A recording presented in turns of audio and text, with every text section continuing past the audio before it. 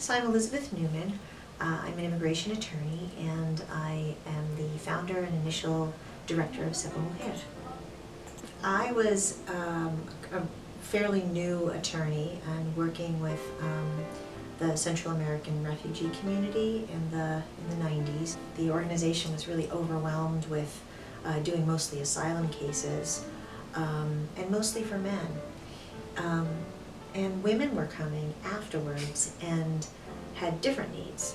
But it's kind of like one of those moments that we all have in our lives where you say, God, something must be done, and look around to see if anybody's can do it, and there isn't anybody.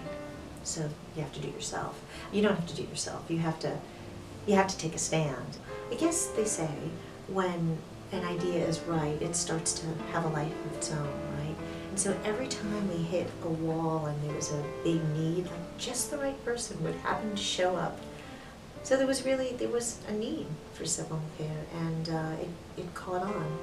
We never imagined that, SEPA Mujer would grow as it has. That the work that we started at SEPA Mujer, I continue to do, and is still very important to me. Women coming together and learning from each other and teaching each other and empowering each other is a wonderful model. But it's a sisterhood, because we've all been in places of difficulty where we've needed assistance and we've needed to, take someone's hand. And that's a beautiful thing, and it feels much different. When it really got hard was sustaining it. We weren't going to be able to pay the rent. There were so many people that needed assistance. How is this going to last? There were times when we all worked as volunteers because there wasn't money for salaries. We could just barely afford rent.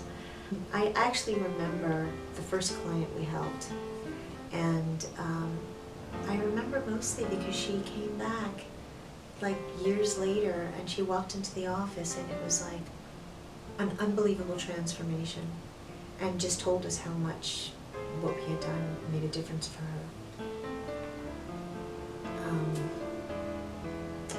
And that was really beautiful. If we knew that with community support how much more we could do and what a difference we could make, we'd all be doing it. Well, I do want to say one other thing, which is that one of the best things that we did for SEPA Mujer was finding Martha,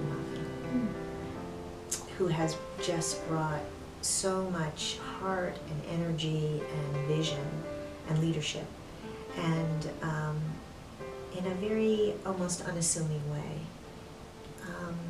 And maybe that is one of the messages that I'd like to leave, is that leadership doesn't have to look a particular way.